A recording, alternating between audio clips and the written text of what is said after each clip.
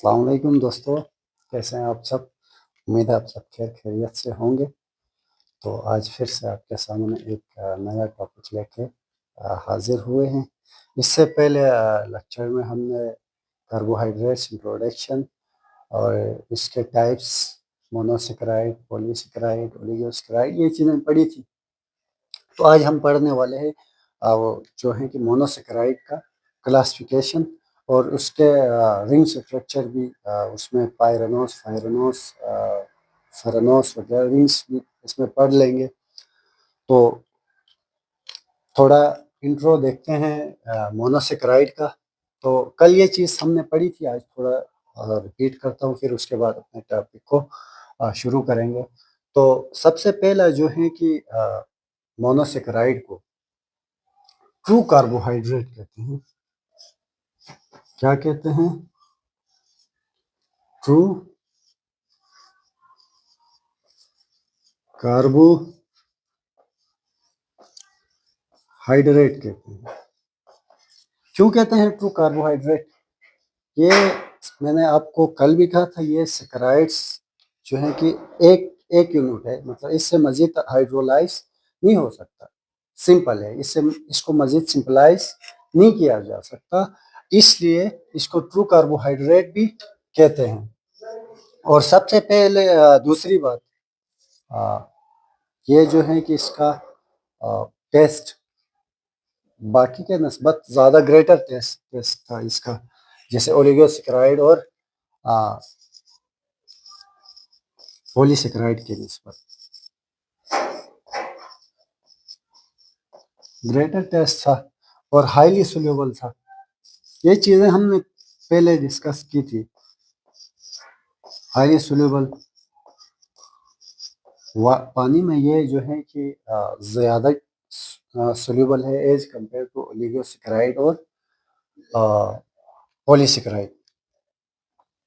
तो ये जो है कि चीज़ें हमने पढ़ी थी। तो अब इसकी क्लासिफिकेशन देखते हैं। आज जनरल हमारा जो टॉपिक भी है यही है, क्लासिफिकेशन है। तो क्लासिफिकेशन हम दो बेसिस पे करते हैं।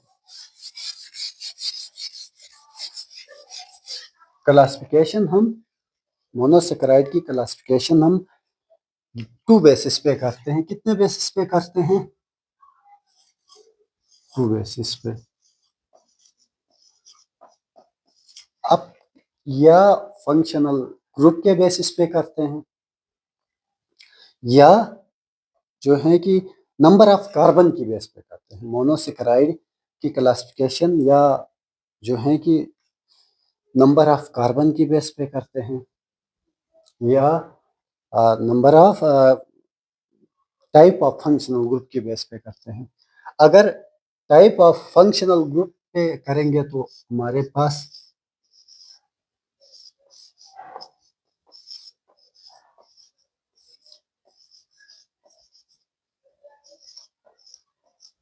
फंक्शनल ग्रुप की बेस पे देखेंगे, और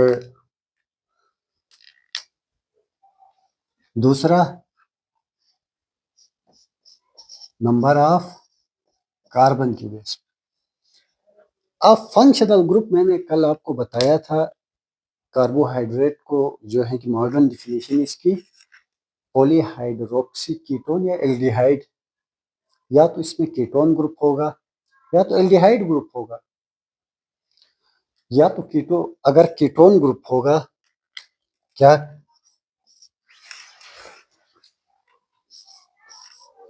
कीटोन ग्रुप होगा तो हम इनको क्या कहेंगे? कीटो शुगर कहेंगे। क्या कहेंगे? कीटो शुगर कहेंगे। अगर फंक्शनल ग्रुप की बेस पे हम करें, अगर किसी मोनोसेकेराइड के साथ अगर फंक्शनल ग्रुप कौन सा लगा हो? कीटोन लगा हो। कीटोन क्या होता है? ये आर आर, ये कार्बोनाइल ग्रुप जो मैंने कहा था दो आर के दरमियान, आर ये क्या है? कार्बन में। ये तो कार्बोनाइल ग्रुप दरमियान में हो तो ये कीटोन होता है। तो अगर कीटोन ग्रुप लगा हो तो हम इनको कहेंगे कीटो शुगर। अगर इसी में एल्डिहाइड ग्रुप लगा हो तो हम क्या कहेंगे? एल्डो कहेंगे। Aldo sugar, Aldo. अब एल्डिहाइड में ये एक आर की जगह एच लगा देंगे, बाकी यही होगा आर। RCH3 मिथाइल भी जिसे कहते हैं, आर से आप कंफ्यूज ना हो जाए, मिथाइल CH3। तो अब देखें सिर्फ इसमें क्या फर्क है, सिर्फ आर का फर्क है, इधर एक आर की जगह एच लगा हुआ। तो ये क्या है? एल्डिहाइड। तो अगर ये ग्रुप लगा हो, ये वाला ग्रुप लगा हो, तो इसे कहेंगे एल्डो शुगर। अगर ये वाला ग्रुप लगा हो तो इसे कहेंगे कीटो शुगर। अब नंबर ऑफ कार्बन की बेस पे मोनोसेक्राइड को 3, अगर मोनोसेक्राइड में 3 कार्बन, अगर मोनोसेक्राइड 3 कार्बन हो तो हम उसे कहेंगे ट्राइओस। क्या कहेंगे? ट्राइओस। अगर 4 लगे हो तो कीट रोस। अगर 5 लगे हो पेन टोस। आपने ये पढ़ा होगा, कीट मेट प्रोप टीटरा पेंटा, ये केमिस्ट्री में पढ़ते भी हैं। अगर 6 को क्या कहते हैं? हेक्सा। अगर 6 कार्बन लगे हो तो हेक्सोस। और OS, ये याद रखें ना, ये OSC ये टर्म्स होती हैं ना, ये शुगर को रिप्रेजेंट करती हैं। ASC जैसे इंजाइम्स को रिप्रेजेंट करती हैं, अगर लास्ट में आए। इसी तरह OSC आए तो ये किस चीज को रिप्रेजेंट करता है? मतलब ये शुगर है। अगर इसी तरह 7 कार्बन आए, 7 कार्बन, तो ये हेप्टोस, 7 कार्बन वाला शुगर। तो मैंने क्या बोला अभी तक? मैंने कुछ नहीं बोला, जस्ट थोड़ा फंक्शनल ग्रुप और उस नंबर ऑफ कार्बन की बेस पे हमने क्लासिफिकेशन देखी है। तो अगर फंक्शनल ग्रुप कीटोन आए, इसके साथ इसमें कीटोन, ये ट्रायोस के साथ अगर कीटोन आए तो हम इनको कीटो शुगर कहेंगे। अगर एल्डिहाइड आए तो इनको एल्डो शुगर कहेंगे। और ये कार्बन की बेस पे, नंबर ऑफ कार्बन की बेस पे 3 कार्बन आए तो ट्रायोस, 4 कार्बन आए तो टिट्रोस। इस तरह हमने इसकी क्लासिफिकेशन पढ़ी। ये तो जनरल है, अभी हम इसको एक्सप्लेन से देखने वाले हैं। तो आप टेंशन ना लें, समझ आएगा, चीज़ों को गहराई से देखेंगे। ऐसा नहीं है कि ये पढ़ के हम छोड़ दें। अभी हम आगे, ये तो जस्ट इंट्रो थी। तो ये मैन ये समझें आप ये चीज़ को, ये एल्डिहाइड ये होता है, कीटोन का स्ट्रक्चर ये होता है। तो अब इसी चीज़ को ना थोड़ा एक्सप्लेन से देखते हैं, इसको मिटाते हैं, मिटा के जो है कि एक्सप्लेन से देखते हैं इसी क्लासिफिकेशन को।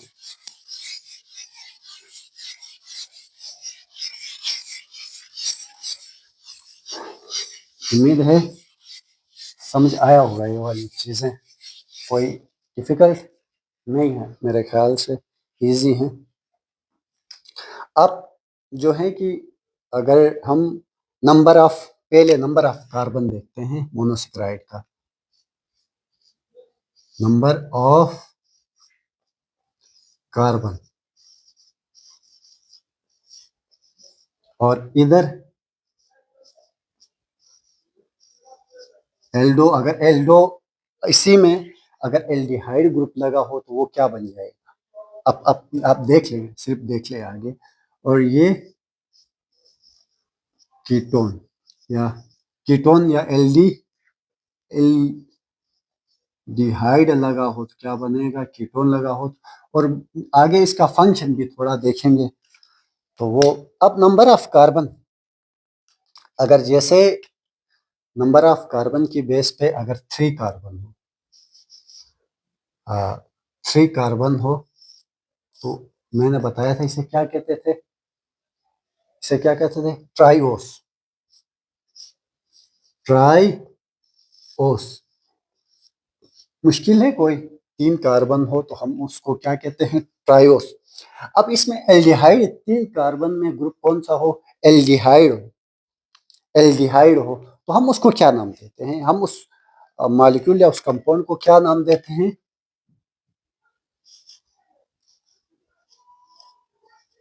गलाई सरल डिहाइड, और इसको G3P, ग्लाइसरल, ये G3P आप फॉस्फेट मैंने इधर लगा दिया, ये इसलिए लगाया है ताकि समझ आए, मतलब समझाने के लिए G3P आपको। अब ये G3P आपने अगर जिन दोस्तान ने अगर पढ़ा हो तो रिस्पायरेशन या केल्विन साइकिल, तो उधर आपको G3P आपको बड़ा परेशान करता है, इसीलिए ताकि ये याद रहे आपको, ये मॉलिक्यूल आपको उधर याद रहे, इसलिए ये G3P इसके साथ लगाया है। अब ग्लाइसरल एल्डिहाइड बन गया। अगर इसी में इसी में इसी में 3 कार्बन में अगर इसकी जगह एल्डिहाइड ग्रुप ना आए, क्या आए, कीटोन आए, तो फिर वो क्या बन जाता है, अगर कीटोन आए तो वो बन जाता है डाईहाइड्रोक्सी एसीटोन। क्या बन जाता है, डाई हाइड्रोक्सी हाइड्रोक्सी एसीटोन। अब जैसे मैं थोड़ा इधर आपको स्ट्रक्चर ड्रा करके बताता हूँ ना, ताकि इजीली चीजें स्ट्रक्चर से समझ आए। अब 3 कार्बन है तो सिंपल ड्रा करो, 3 कार्बन, 3 कार्बन ड्रा किया। अब इसमें क्या है, अब एल्डिहाइड ग्रुप है, तो एल्डिहाइड ग्रुप में मैंने बताया था, मैं टेढ़ा करके लिखता हूँ, ठीक है, कार्बन वो ऑक्सीजन इस तरह ऊपर की तरफ नहीं, ताकि कंफ्यूज ना हो जाए, जो पहले बनाया था वही है। अब हाइड्रोजन डालें इसमें,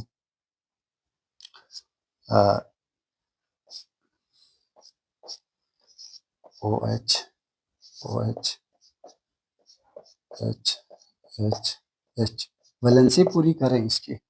और वैलेंसी किस तरह, आपको याद, ये केमिस्ट्री में आपको अगर याद नहीं है तो आप ये याद रखो, ये चीज, कार्बन 4 बॉन्ड बनाता है, कार्बन 4 बॉन्ड बनाता है।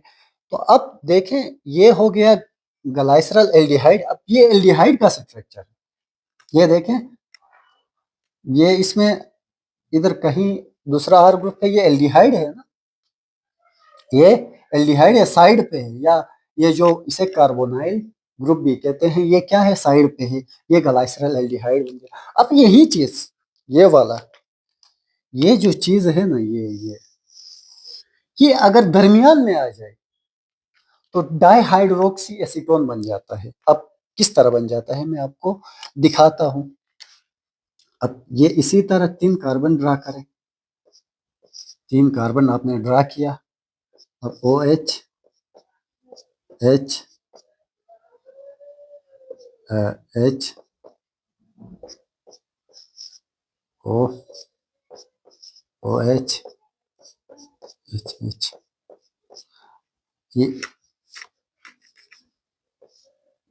ये एच। अब देख लें फर्क क्या है, अब खुद देख लें फर्क क्या है इसमें। इसमें यही ग्रुप ऊपर है तो ग्लाइसरल एल्डिहाइड, इसीलिए डाई 2 को कहते हैं हाइड्रोक्सी, हाइड्रोक्सी, ये ओ एच ग्रुप, ये कार्बोनाइल ग्रुप के साइड पे देखिए, 1 2 ग्रुप, 2 हाइड्रोक्सी ग्रुप लगे हैं, तो इसे इसीलिए इसका नाम एसीटोन कीटोन को कहते हैं ना, 3 कार्बन वाला, तो डाई हाइड्रोक्सी एसीटोन हो गया, वही है, 3 कार्बन वाला ही है, कुछ चेंज नहीं है, सिर्फ फंक्शनल ग्रुप की जगह चेंज हुई, ऊपर से फर्स्ट पहले इधर था, अभी बीच में आया है, तो ये कीटोन बन गया, तो इसको डाईहाइड्रोक्सी एसीटोन। अब बाकी हम एक एक करके स्ट्रक्चर ड्रा नहीं करेंगे आगे, आपने इस तरह इमेजिन करना है बाकियों को भी, ठीक है, कि इस तरह बनता है कि एल्डिहाइड में है तो इस तरह होता है, कीटोन अगर है तो बीच में होगा, ये कार्बोनाइल ग्रुप, इसे क्या कहते हैं, कार्बोनाइल ग्रुप। अब एक दूसरा चीज में आपको इंपॉर्टेंट एक और बात ऐड कर दूं इसमें, कि वो ये है कि हम जो भी आपको एल्डिहाइड अगर मोनोसेक्राइड नजर आएगा, मोनोसेक्राइड। उसमें सारे कार्बन्स में OH, अगर 3 है तो 2 OH होंगे, 4 हैं तो 3 OH होंगे, मतलब हर कार्बन के साथ एक OH जरूर लगा होगा। लेकिन एक्सेप्ट एक कार्बन में, जो या तो इस कार्बन में या तो इसमें एल्डिहाइड लगा होगा, एल्डो मतलब, या कीटोन, कीटोन वाला फंक्शनल ग्रुप होगा। एक कार्बन के अलावा सारों में OH जरूर लगा होगा। तो अब मैं इसको मिटा देता हूँ, हम फर्दर आगे इन ये चीजें पढ़ते हैं। तो ये चीजें समझ में आ गई ना, कोई मुश्किल तो नहीं थी, ये आसान था, बस थोड़ा आप कंफ्यूज हो जाते हो, परेशान ना होया करें, ठीक है। अपन इधर बैठा हुआ है, परेशान होने की जरूरत नहीं है, थोड़ी मौज मस्ती भी होनी चाहिए, क्योंकि फिर लेक्चर इंटरेस्टिंग नहीं बन जाता है। अब अगला है 4 कार्बन। अगर 4 कार्बन आए तो इसको क्या कहते हैं? ट्राई ओस कहते हैं। अगर 4 कार्बन आए तो क्या कहते हैं? ट्रायोस कहते हैं। अब इसी में 4 कार्बन में एल्डिहाइड ग्रुप लगा होगा, एल्डिहाइड ग्रुप लगा होगा, इसे क्या कहते हैं बताएं? याद है आपको? Erythrose, erythrose. इधर फंक्शन की, अब एक पॉइंट से पहले मैं इसका फंक्शन बताना आपको भूल गया। इसका, ये इन दोनों का फंक्शन, ये इनका फंक्शन इंटरमीडिएट इन रिस्पायरेशन,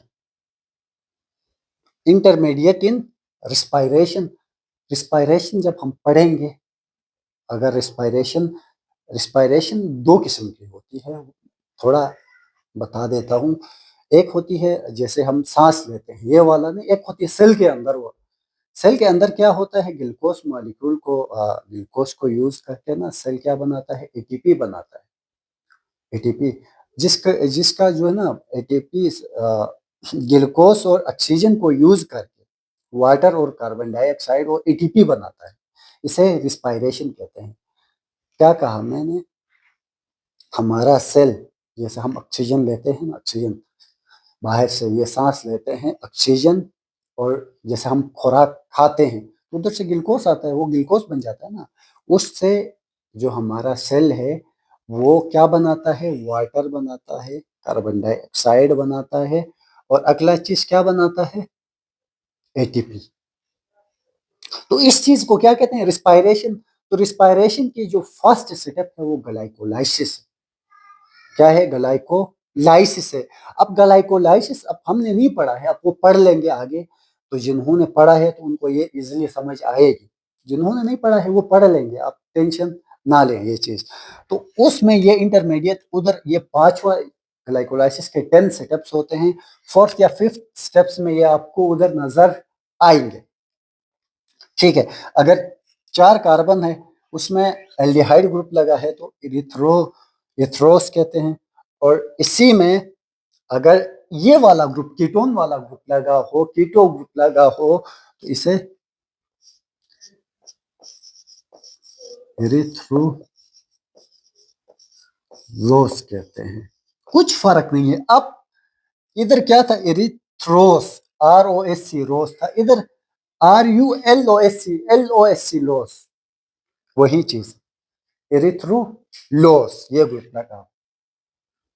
अब ये आपको बैक्टीरियल, इंटरमीडिएट इन बैक्टीरियल रिस्पायरेशन में, वो हमने नहीं पढ़ना है, वो हमारा टॉपिक भी नहीं है, तो उधर ये होता है। अब अगला है, अगर 5 कार्बन हो, ये बड़ा इंपॉर्टेंट चीज है, आपने इसका हम स्ट्रक्चर भी ड्रा करके आगे देखेंगे। 5 कार्बन हो तो इसे कहते हैं पेंटोस। इसे क्या कहते हैं? Pentose sugar. सुना था इससे पहले कभी? नहीं सुना है? सुने, अब सुने, नहीं सुना है तो सुने। अब पेंटोस शुगर जो है कि इसको राइबोस भी कहते हैं, राइबोस। समझ में आया या नहीं आया कुछ समझ में? जैसे राइबोन्यूक्लिक एसिड आरएनए, यही चीज होता है। अगर एल्डिहाइड ग्रुप लगा हो तो राइबोस बन जाएगा। तो अब इसमें लोस लगा दो बस, राइबो लोस, राइबोलोस। तो ये राइबोलोस बस इसी का फर्क है जो मैंने बताया, राइबोस राइबोलोस। तो कीटो ग्रुप लगेगा तो राइबोलोस बन जाएगा। अब ये जो है कि ना आपको कहाँ नजर आएगा, ये आपको नजर आएगा डीएनए में, डीऑक्सी राइबोन्यूक्लिक एसिड, यही है राइबोस शुगर। हमारा जो डीएनए बन रहा होता है ना, वो 3 चीजों से मिलकर बना होता है। डीएनए न्यूक्लियोटाइड से मिलकर बना होता है। डीएनए किस चीज से बना होता है, न्यूक्लियोटाइड से बना होता है। अब न्यूक्लियोटाइड 3 चीज से बना होता है, उसमें एक होता है फॉस्फेट और प्लस ये ribose sugar, ribose plus nitrogenous base, ये 3 चीजें। ये देखें, राइबोस, फॉस्फोरिक एसिड, फॉस्फेट और नाइट्रोजिनस बेस, ये मिलकर न्यूक्लियोटाइड बनाते हैं, और न्यूक्लियोटाइड मिलकर डीएनए और आरएनए बनाते हैं। तो ये आपको डीएनए और आरएनए में देखने को मिलेगा राइबोस शुगर। समझ में आ गई बात? तो ये बड़ा इंपॉर्टेंट चीज है, इसका स्ट्रक्चर भी हम बात की हुआ है, ठीक है। अब अगली जो चीज है 6 कार्बन, ये तो बड़ा फेमस है जी, इससे भी बड़ा फेमस है 6 कार्बन, जिसे हेक्सोस कहते हैं।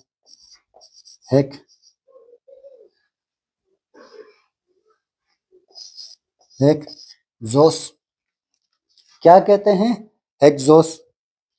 अब हेक्सोस को अगर इसी में एल्डिहाइड ग्रुप आए तो क्या बन जाता है,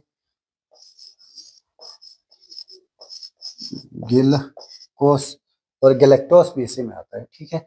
और इसी में कीटोन ग्रुप आए तो फ्रुक्टोस, फ्रुक्टोस। अब ये आपको ग्लूकोस रेस्पिरेटरी फ्यूल भी कहते हैं, इसी से तो शुरू होता है, जो रेस्पिरेशन शुरू होता है, पहला स्टेप जो है कि ग्लूकोस से क्या बनता है, पायरुवेट बनता है, फिर आगे जाके Krebs cycle, electron transport chain, यही यही फ्यूल, एक तरह का ये फ्यूल है ग्लूकोस। और ये आपको रेस्पिरेशन में फ्रक्टोस, ग्लूकोस उसी में ग्लाइकोलाइसिस में जो फर्स्ट सेटअप होती है रेस्पिरेशन की। आप परेशान ना हो जाएं, ठीक है, ये आगे हम एक्सप्लेन से पढ़ने वाली यही चीजें आएंगी आगे, अगर इधर गौर से सुना हो तो आगे ये आपको इजी लगेगा। अब ग्लूकोस, इसमें एल्डिहाइड आए तो ग्लूकोस, और कीटोन आए तो फ्रक्टोस, और इनका काम क्या है, ये इंटरमीडिएट है, ये रिस्पायरेशन नजर आएंगे आपको। और फोटोसिंथेसिस में भी ये जैसे ये राइबोलोस है, राइबोलोस ये वाला, ये आपको जैसे एल्वन साइकिल में नजर आएगा फोटोसिंथेसिस। ये चीजें आप छोड़ें बस, फिर आगे फोटोसिंथेसिस क्या है ये जब टॉपिक आएगा तो हम अच्छी तरह पढ़ेंगे ये चीजों को। अगर 7 कार्बन, 7 को क्या कहते हैं, 7 कार्बन को हेप्टोस, हेप्टोस कहते हैं। अगर इसमें एल्डिहाइड लगा हो तो ग्लूको हेप्टोस, और ये भी फोटोसिंथेसिस और इसमें इंटरमीडिएट होता है, ग्लूको हेप्टोस और सीडो हेप्टोस, ठीक है, ग्लूको हेप्टोस और सीडो हेप्टोस। तो ये जनरल का इस बस यहाँ तक ही होता है, ठीक है। तो ये चीजें थी, तो अब हमने इसको पढ़ा, उम्मीद है समझ आया होगा।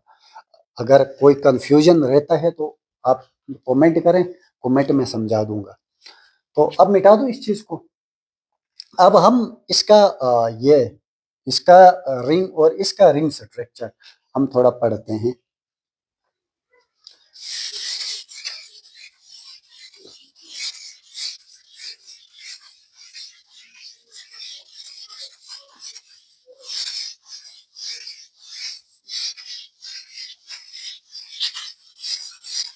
अब जैसे पेंटोज शुगर है, नॉर्मल मोनोसेकेराइड है।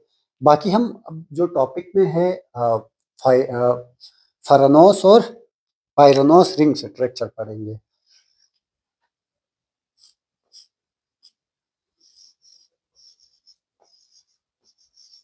फरानोस और क्या पढ़ेंगे, पायरानोस।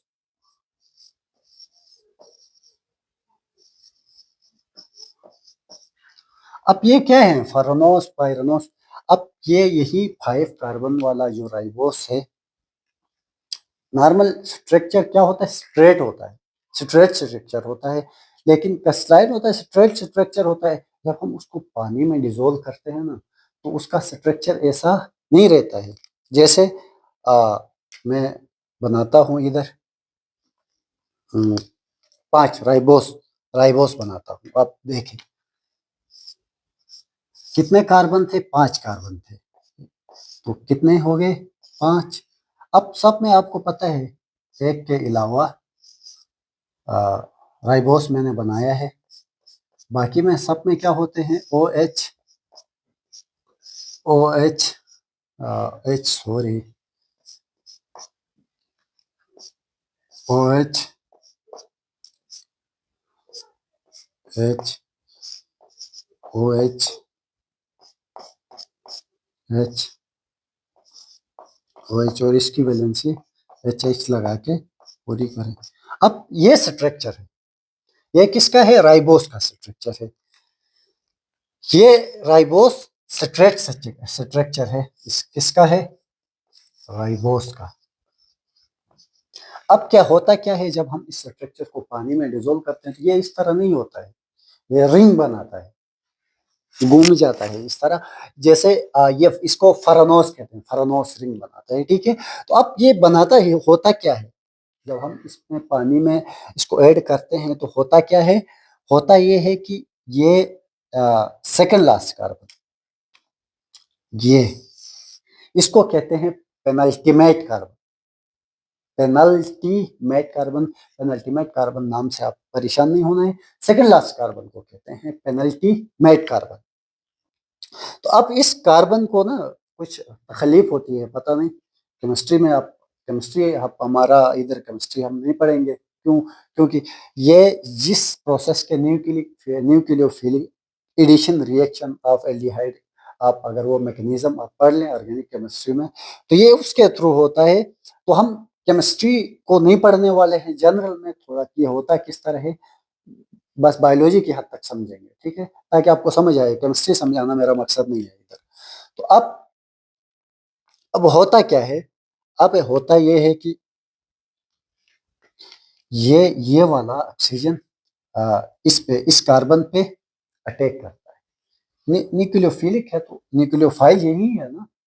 अब देखें ये किस तरह अटैक करेगा, थोड़ा थोड़ा समझा दूं। तो ये कार्बन, ये किसके साथ जुड़ा है, हाईली इलेक्ट्रोनेगेटिव ऑक्सीजन के साथ। तो ये इसमें वैसे भी पॉजिटिव चार्ज है कार्बन में। तो ये ऑक्सीजन, इस ऑक्सीजन तो नेगेटिव है ना, हाईली इलेक्ट्रोनेगेटिव, तो इसलिए इस पे क्या करेगा, अटैक करेगा। ये इस पे क्या करेगा, अटैक करेगा, ये वाला। अब इधर मैं बनाता हूं अगला, इधर फिर पायरानोस फिर से बना देंगे, ठीक है, ये वाला।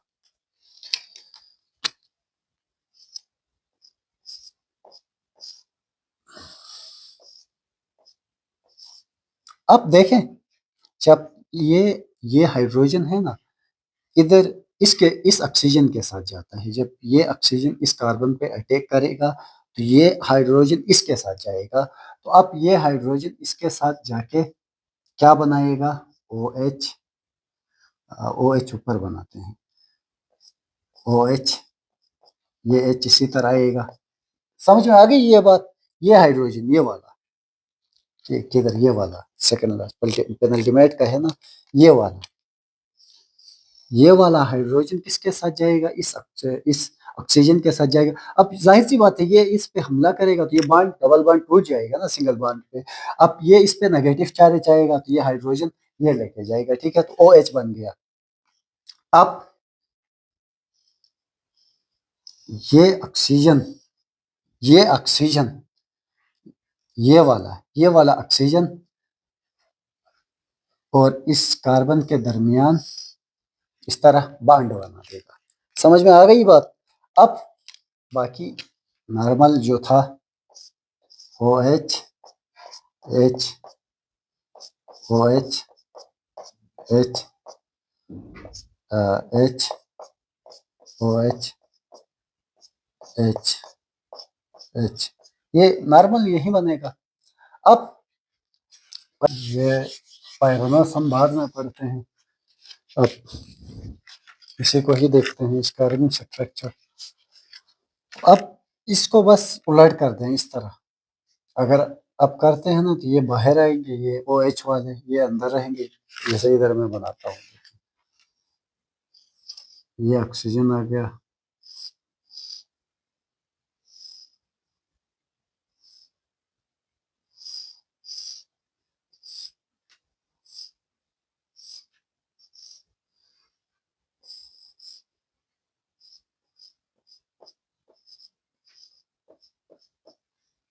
अब ये देखें फर्स्ट कार्बन, ये फर्स्ट कार्बन, फर्स्ट कार्बन में OH ऊपर है, OH, H, और ये इस साइड पे ये दो OH हैं, ये नीचे है। मतलब इसको इधर करना है, इसको इधर, जब ये रिंग बन जाएगा तो इधर OH, OH, इधर H, H और इधर H, ये बन गया जी आपका ring structure of ribose.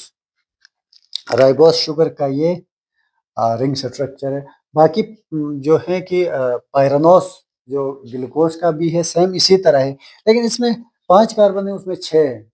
Penultimate carbon attack करेगा, फिर सारा मैकेनिज्म इसी तरह ही है, लेकिन उसमें जो है कि रिंग 6 कार्बन वाला बनेगा। इसमें कितने रिंग में, 1 2 3 4, 4 इन्वॉल्व है, उसमें 5 इन्वॉल्व हो, सेम इज इट ही बनेगा, मैकेनिज्म इसी तरह ही बनेगा।